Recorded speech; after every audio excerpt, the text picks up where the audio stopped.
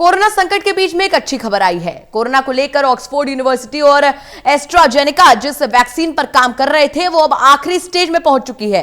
अब आखिरी चरण में क्लिनिकल टेस्ट किया जाएगा जिससे पता लग पाएगा कि आखिर वैक्सीन कितनी कारगर है।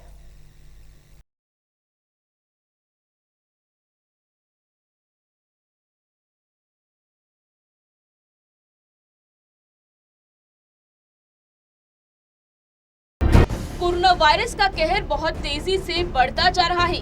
दुनिया भर में मामले बहुत तेजी से बढ़ रहे हैं। देश में भी हर 24 घंटे में रिकॉर्ड मामले दर्ज हो रहे हैं। मानो ये कोरोना अपने ही पुराने हर रिकॉर्ड को तोड़ने को आमादा है। हालांकि रिकवरी रेट में बहुत तेजी से सुधार हो रहा है, लेकिन वायरस को जड़ से उखाड़ फेंकने के लिए वैक्सीन बनना बहुत जरूरी है।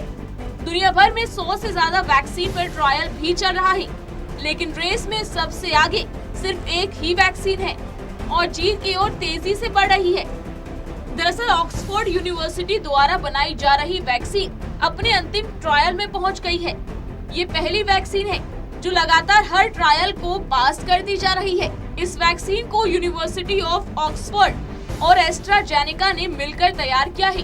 वैक्सीन को एस्ट्राजेनेका का लाइसेंस दिया गया है।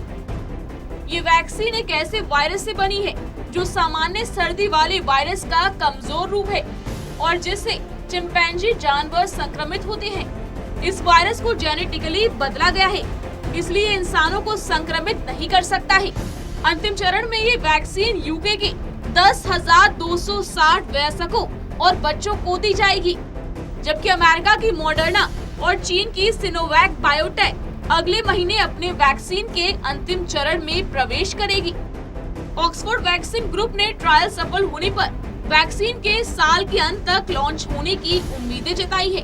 उन्होंने बताया कि कोविड-19 के इस प्रायोगिक वैक्सीन के जानवरों पर बहुत अच्छे परिणाम दिखे हैं और ये मानव परीक्षण के अगले चरण में पहुंच चुकी है।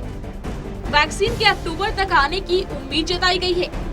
आपको बता दें कि WHO के अनुसार 12 जून को 10 प्रायोगिक वैक्सीन अपने एडवांस क्लिनिकल ट्रायल और 115 अपने प्री क्लिनिकल मूल्यांकन चरण में थी, जबकि 22 जून को 13 प्रायोगिक वैक्सीन अपने क्लिनिकल ट्रायल और अन्य 129 वैक्सीन प्री क्लिनिकल मूल्यांकन चरण में थी।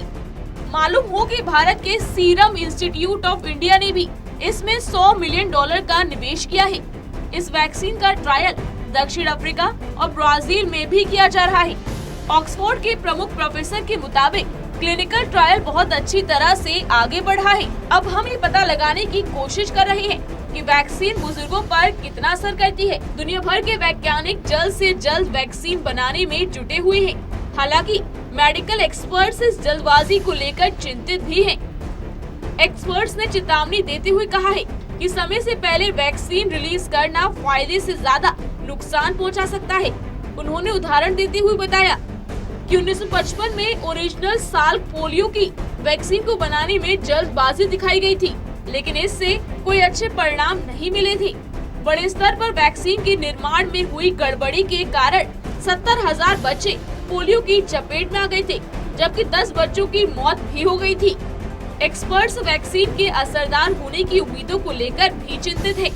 कोई भी वैक्सीन मरीज के 100% बीमारी को ठीक नहीं करती है, जैसा कि फ्लू की वैक्सीन के साथ है कि जिन लोगों को वैक्सीन दी गई उन्हें भी कुछ बीमारियां हो सकती हैं। Special desk, total news.